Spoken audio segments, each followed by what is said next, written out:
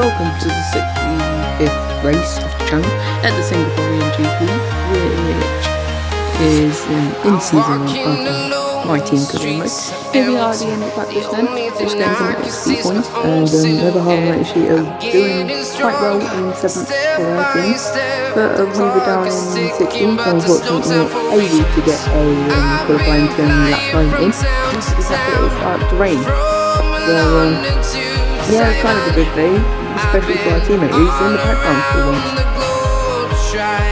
It's not as close as I like it. I like a challenge. I love a challenge.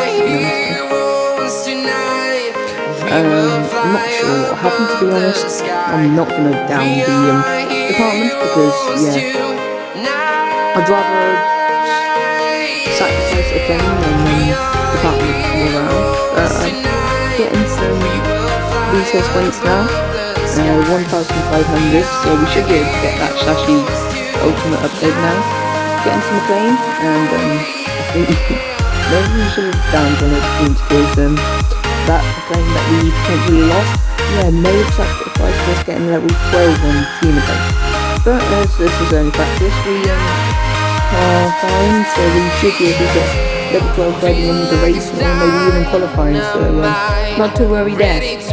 Changing engine components now, and I have noticed that you can no longer go for the first ICE in my car because it's deemed unsafe, and it's so worn out that any more running would cause a failure, and that failure would be catastrophic for the safety of my drivers. So I find that really cool, and now we're getting the major weight reduction upgrade for the Shashi, as it should boost up our Shashi as it's finally closing into the rest. But here we are, the update, we can do reservoir tasks. Nothing about evolution changes yet, so we can just spend all that resource points. But until the regulation change comes in, we can just work on improving the car. Just everything now, and it's going to be cloudy qualifying, and same in the race a little bit. And if you look there, we are just ahead of Cash apparently. I go to the R&D screen and it shows you more easily. It doesn't show you a little bit ahead, but yeah, we are only just ahead, if you can see that. From the mini view that I can see, I can't see that, but let's go to qualifying to see how good this car is. After making sure we are in the correct shift and the correct AI level of 96. Continuing to up the AI by 1 until we get to 100. I've been flying from town to town, from London to Taiwan. I've been all around the globe trying to protect your soul.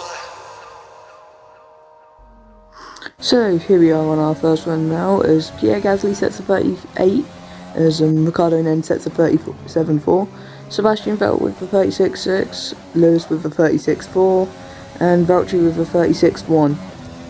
We're going to come across the line to end our first lap. Unfortunately, we hit the barrier at the exit at the hairpin in the second sector onto the main straight, so when we lost a couple of seconds then.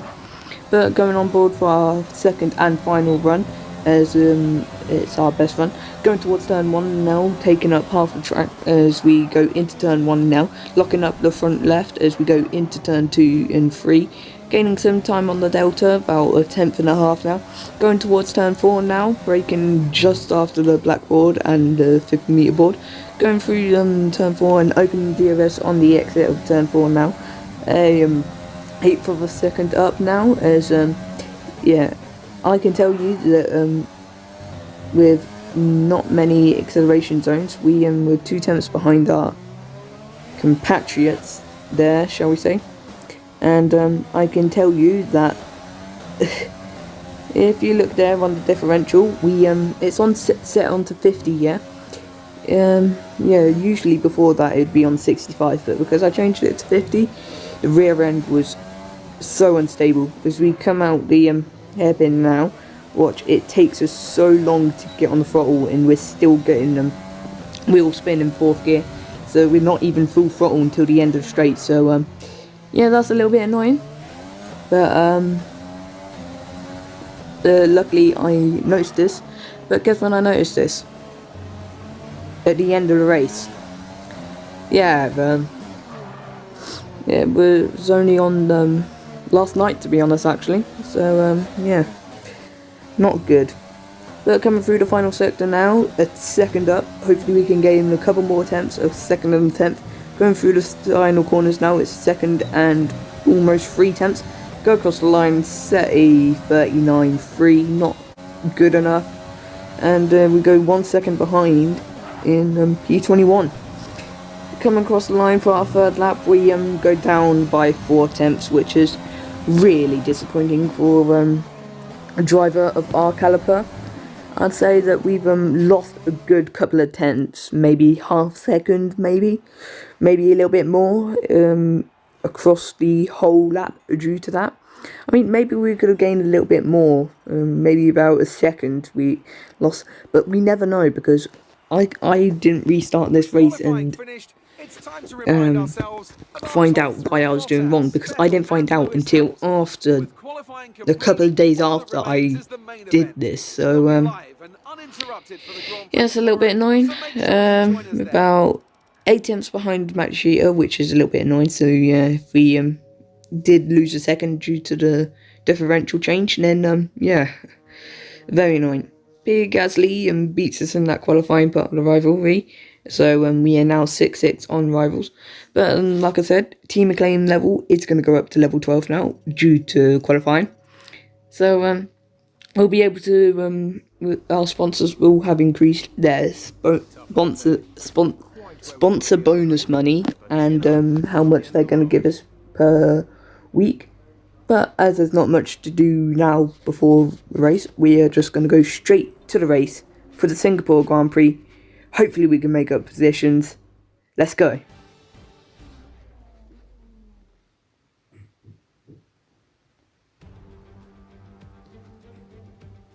Here we go then, it's Formula One in Marina Bay once again, and welcome to all of you at home who join us today for this fascinating race around the baking hot, horribly humid, but very beautiful streets of Singapore. The Marina Bay Street Circuit then has 23 corners, 13 to the left and 10 to the right, taking us a total of 3.1 miles around the landmarks of downtown Singapore. An average lap speed around here, just 107 miles per hour.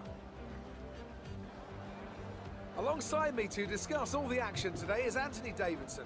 Thanks for joining us, Ant, and tell me, you were down in the pit lane earlier. How do you think the track conditions are today? Well, the surface looks clean enough, but I'm a little bit worried about the track temperature. It's pretty cool out there, which could give some teams difficulties when it comes to keeping their tyres in the right operating window. The cars out there that work their tyres hard and really put a lot of energy through them, they'll be the ones that are better off. Let's run you through the driver grid order for today's exciting race. Valtteri Bottas lines up on pole position, and starting alongside in P2 is Sebastian Vettel. Looking at the rest of today's grid, we have Hamilton, Verstappen, Charles Leclerc and Stroll, Sainz, Albon, Norris and Sergio Perez, Kvyat, Ricciardo, Pierre Gasly and Magnussen, Ocon, Grosjean, Antonio Giovinazzi and Nobuharu Matsushita, Russell, Raikkonen, the engineer and Nicholas Latifi. That's it then, it's time to go racing as we head to trackside for today's race. Here we are on the grid now, and unfortunately our rival is up in P13, so we won't be able to challenge him in this race today. So our focus is trying to beat our teammate, and we cycle through all those menus.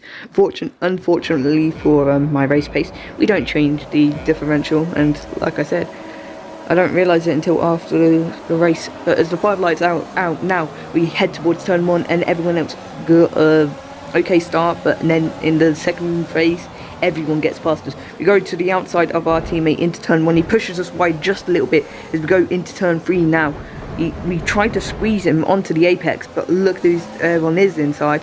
He had a car on his inside, so he was whilst we were trying to push him onto the apex, there was someone else trying to push themselves off the corner cutting line.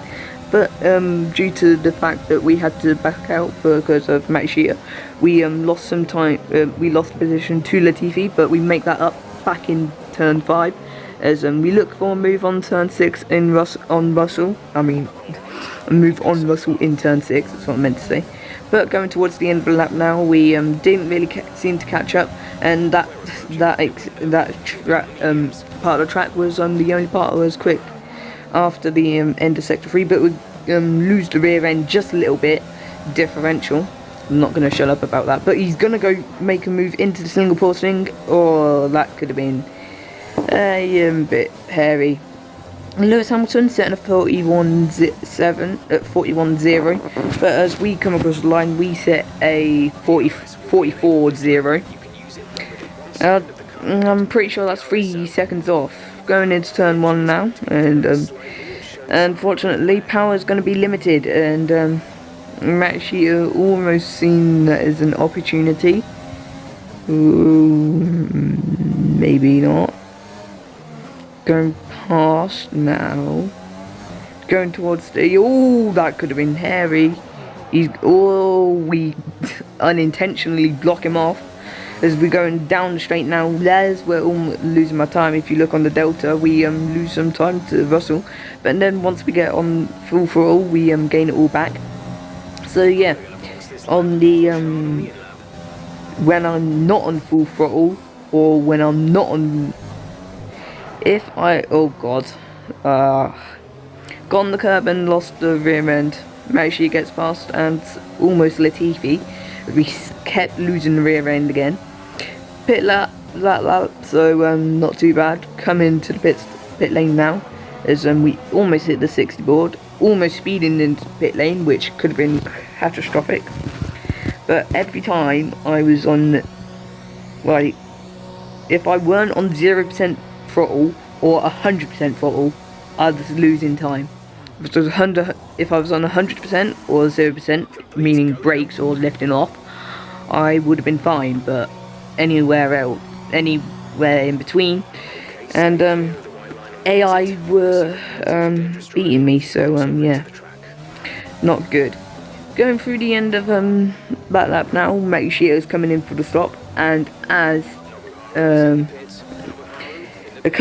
good couple of seconds after, Jeff tells us Alexander Albon is out of the session now at the apex of turn 5, I'd say that is.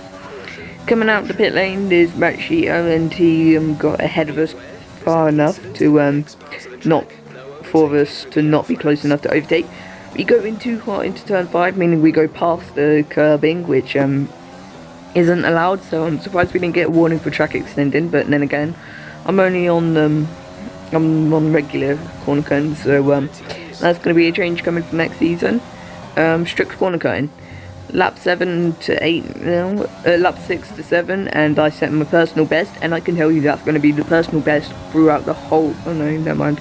That's the personal best throughout the whole race, a 1:42.1. Going through towards the hairpin now. We only got Latifi behind us. Oh no. Oh, it's this lap. Yeah, so on my first qualifying lap, that's what I did. I clipped that barrier, half spun the car.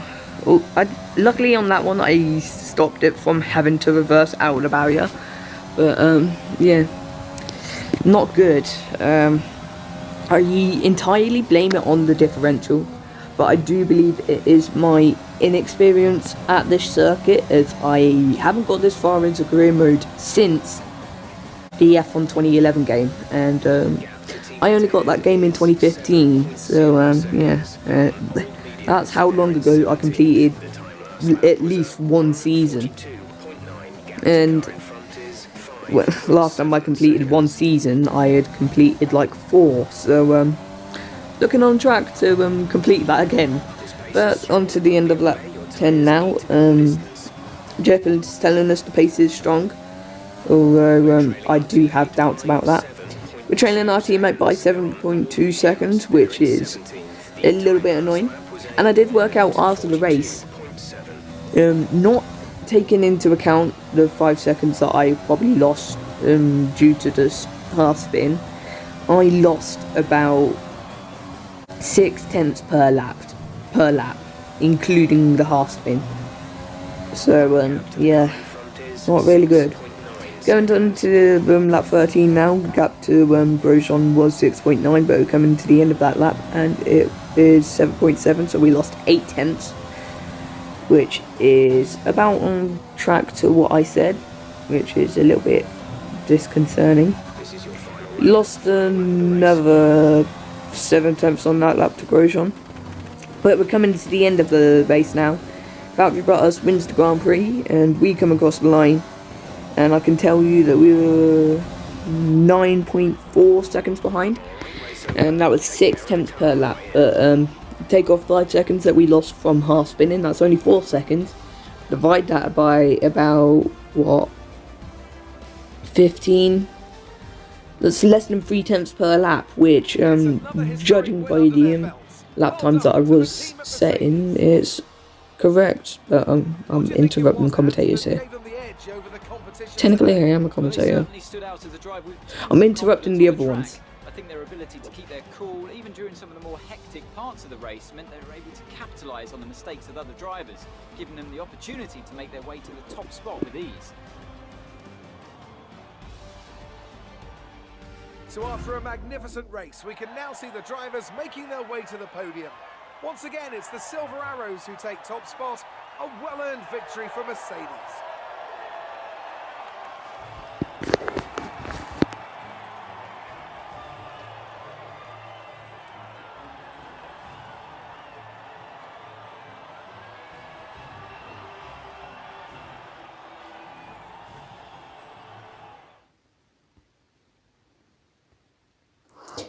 Anyway, I was just working out then, after the spin, we had 6 laps remaining. Before the just after the spin, it was 7 seconds. Just at the line, it was 9 seconds. So 2 seconds over 6 laps. That's about technically 5 full laps. So I'm just gonna count. No, 6 full laps because I span on lap 8, not 9. So that was about just over 0.3 per lap. So that does equal. Sorry. Look on board the lap times. We are around about consistently 0.3 behind. But yeah, so maybe 0.3 is what we lost due to transmission. Yeah, I'm not gonna stop about that. I need to. But luckily this result happened because I mean, I would have preferred it to be on like a track like Austria or something though. Because then Austria we were doing well, but like Singapore we could have done well. I mean, I had this in Italy, but then again, there's not really much traction zones in Italy, so that's why it didn't affect us. I mean, if you watch the Drive Career episode, I mean, I did lose it on the exit of turn 2, so yeah. Unfortunately, well, luckily we had this result so we can learn from it for the next GP out in Russia. And now here we are on to the admin stuff. As you do know, Echo and Neon have to renew their sponsor or change the sponsor. And we're going to look at the weekly goal. And some of these look a little bit hard. Achieve first for a couple of laps. Achieve pole. Qualify for. Ooh, that seems a bit easy. But then again, I just have to turn off the AI to 0, so I don't really want to do that. Complete a weekend without colliding into another vehicle. That seems easy. Top 12, top 10. Another one of them. 20 constructors, no. Fastest lap in the race, no. 1 constructors point, we all got that. May have to change that to something that we can definitely do. Complete all practice program. I could actually do that. I mean, the reason I don't is because I do the unnecessary laps. So, yeah, once one of these runs out, I will choose XXY, because that is perfectly achievable. I don't know why I'm not already doing it. I'm only doing like 3. I guess I don't do the other ones because, I mean, they're a bit stupid, because like ERS, you're either in 0 or overtake, which is a bit stupid. Looking at the rest now, I can tell you they are a little bit more downwards, so we keep going down. Unfortunately, I don't choose that one. I maybe should have gone for Sunburst, because that would have been easy. Complete a race with no DNFs within the team. That's quite easy, actually. Drive of the day, sometimes easy. 2 interviews, 2 answers, I mean. Score more points than the team directly above you. Oh no, that's going to be really hard. Beat my rival, maybe. Complete 30 laps, that's quite easy, so I don't know why I don't go for them.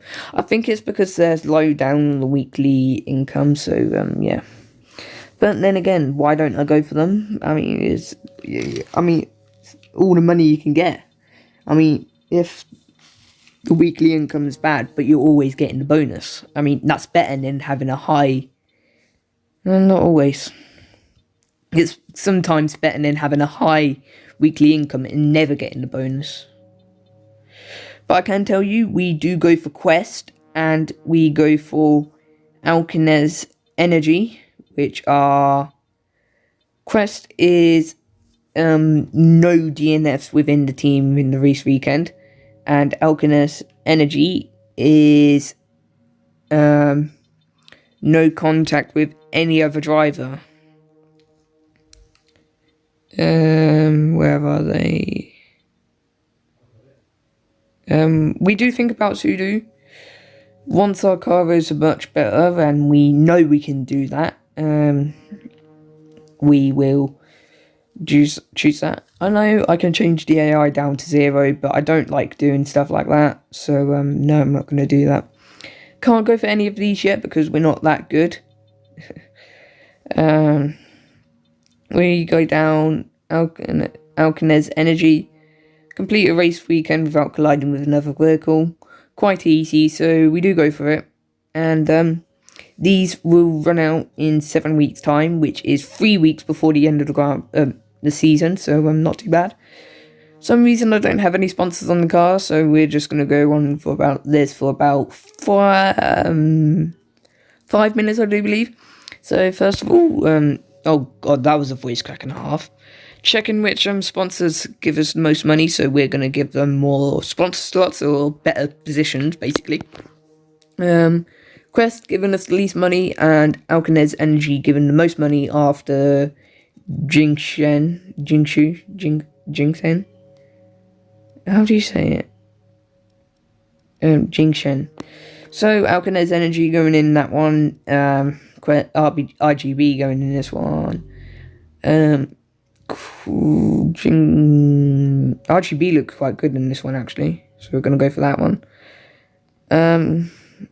Quest didn't really look good in any, so for the next one, this will change. This one we just put Quest because yeah. This one Quest just looks nowhere, to be honest. It's not big enough. We'll put Jingshen there. RGB can't really go there. I mean, it's better if RGB goes here because it's bigger. Can't see Quest on the front wing end plate or the engine cover, so we do change that. Oh, I didn't put any here. Put Jingshen there, and we change Quest to Alkinez Energy, I believe. No, Jingshen. No, Alkinez. Yeah, I was right. Change Alkinez Energy to Quest because that makes sense. You can't see it on the side pod. Yeah, maybe I shouldn't have gone for Quest. So we put RGB on the front wing. The end plate, not end plate. The leave that as RGB Energy. RGB. Yeah, this will change. No, yeah, put Quest there because they're not. RGB energy on the rear wing, because, yeah. I think that's where I'll leave it. Yes, next episode you will see RGB on the rear wing. Quest stays where it is. It will stay where it is. I think I'm going to put Alcala's energy on the side pod if it looks better, and then Jingshen. If not, Alcala's energy will probably go on the above the halo, maybe on the halo, because I think it looks better there. Other than that, Jingshen will go on the side pod if Alcala's energy doesn't look better, and it will go on the front wing end plate. Hopefully Alcala's energy does look good on the side pod, so that Jingshen isn't twice on the front wing, because that will look stupid. But seeing if we can buy any R&D stuff now, and I think I did. I think I went for power, but I didn't choose. Finally, now we're choosing the activities, and we do go for we do autofill it, and it does give us sponsor event promotion. And I thought, nah. We do eventually go for reaction timing training. There's the autofill moment. It does sponsor event promotion. Loses some money, so we're not going to go for that. But we're going to go for reaction training because it doesn't really affect anything. So 2 awareness now for Matushita. And I can tell you that we go for quality control update on durability, as it is the cheapest one of all. 1, 2, 3, 4, 5 upgrades, 6 upgrades that we can now do for spec 1. But that's gonna wrap it up for today's episode. I'm the Racengineer. Like, subscribe, comment your thoughts on my stupidity with the setup. But share with your friends, because friends have common interest. But until the next GP out in Russia, I'm the Racengineer. But join the Discord's in the link in the description below. But I've been Racengineer. Goodbye.